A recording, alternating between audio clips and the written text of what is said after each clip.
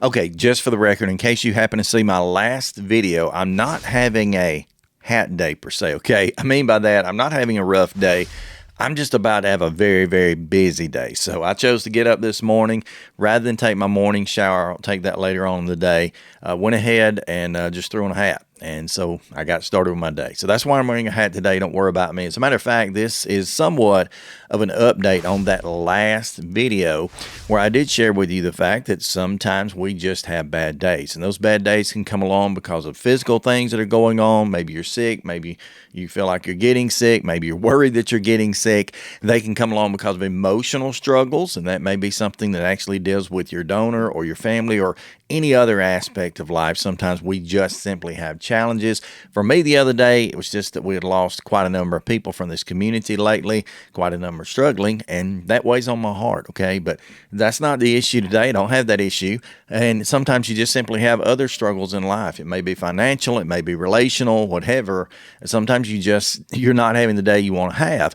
And I want you to be reminded that's okay. That happens sometimes, and that is okay to have a bad day, because I've said too many times, or maybe I should say I've said so many times, that having a bad day allows you to see the good days even clearer, okay? So having them ups and downs makes those peaks feel even higher when you have a down day somewhere around that time. So with that being said, I just want to pause for just a moment and explain to you the phrase that I use at the end of every video and have for the last however many years, 730, 40 something programs. I have to look, well over 700 programs.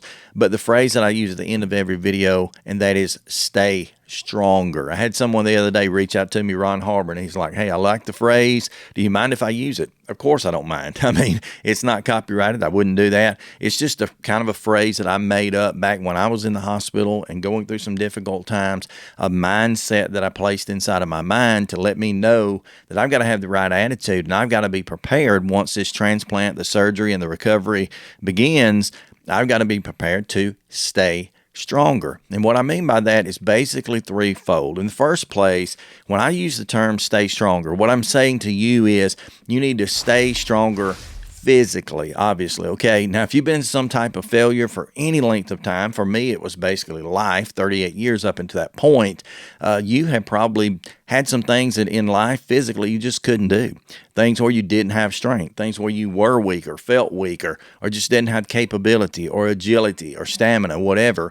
Mine being heart related, I was basically all of the above.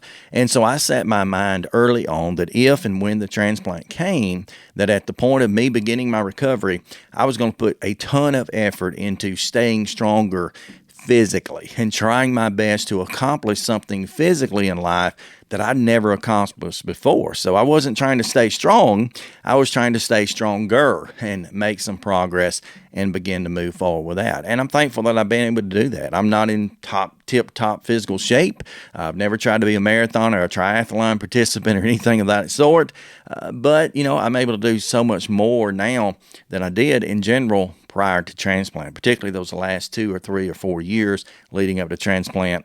I pretty much couldn't do anything. So I always encourage you to stay stronger, and that is physically. In the second place, when I say stay stronger, I'm also talking about staying stronger emotionally, okay? Because I know as well as you do that going through the transplant process, the leading up to it, the wait time, particularly the surgery itself, the difficult recoveries that can come after, they take a tremendous, tremendous toll on you emotionally, okay? Mentally. It's easy to struggle, and I get that, and that's just going to be part of it. I've done videos in the past, a series of videos. As a matter of fact, there's a whole playlist I'll link up here. But to the fact that transplant is difficult, very, very difficult, and we have struggles too. We have issues. We have, again, emotional, mental type issues that we have to deal with. Sometimes there's some depression that comes into that. Sometimes there's just some anxiety, which is probably all the time. There can be things like PTSD be involved, unfortunately. Just a number of issues that you may run into emotionally or mentally that are going to be more challenging perhaps than anything you've been through in the past, okay? And I like to tell people that up front. I don't want anyone to get the impression that your transplant, whatever that is, heart, lung, liver, kidney, pancreas, whatever, that's going to be an easy road and you're not going to have any issues, because more than likely you're going to have some issues. Now, how much that affects you in your daily life, or if it even hinders you or slows you down, that's a little different for everybody. And I've actually met people who said, wasn't no big deal to me. I just moved on.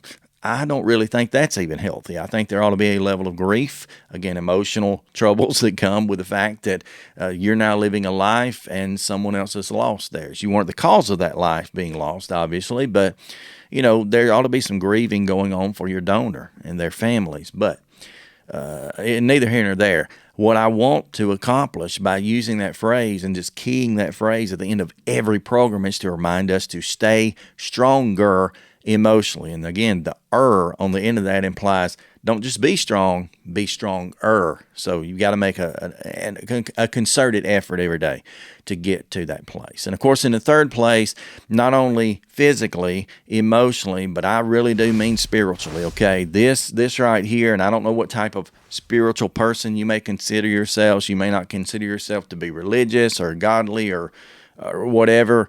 I'm a Christian. I follow the ways of God.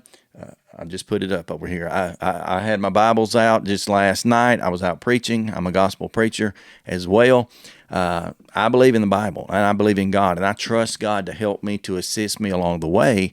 And what I found is during the process of transplant, there were times when I kind of lost a bit of my faith, when I kind of lost sight of that spiritual side of myself. And maybe I began to blame God in some senses, that I wasn't being healed quickly enough, or that I wasn't, in that sense, getting that transplant, or questioning God as to why it was happening to me. I was married. I had two small children at the time. They were really upset and struggling even emotionally, watching their dad potentially die.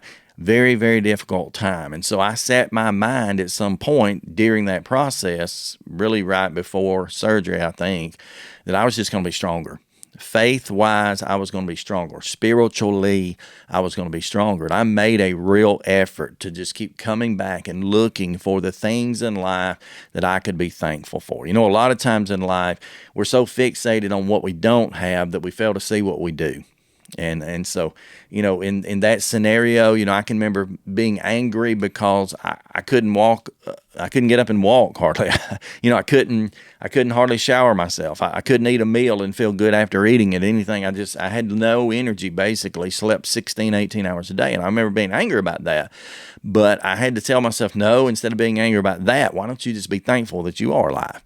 Be thankful that you're in a great hospital facility like UAB Hospital was ranked at the time 3 in the entire world overall, and one of the top in transplant, and that you've got an opportunity that others like you did not have. You see, I was a congenital patient born with transposition of great vessels, and really there were no options for me back then or others like me, but they were willing to take a chance, if you will. They were willing to allow this process to go on, and they ultimately listed me for transplant. It took 265 days, almost said 300, 265 days to get to that, but once it came, I had a pretty successful transplant, and I need to be thankful for that. And I don't need to allow my challenges, which were physical and emotional, to stand in the way of my spiritual. So anytime that I'm closing a program like I'm going to do in just a moment, and I say, stay stronger, friends, just hear that. Just listen closely and just hear that. I want you to think about that in your mind. Say, Jim is reminding me that I need to stay stronger physically,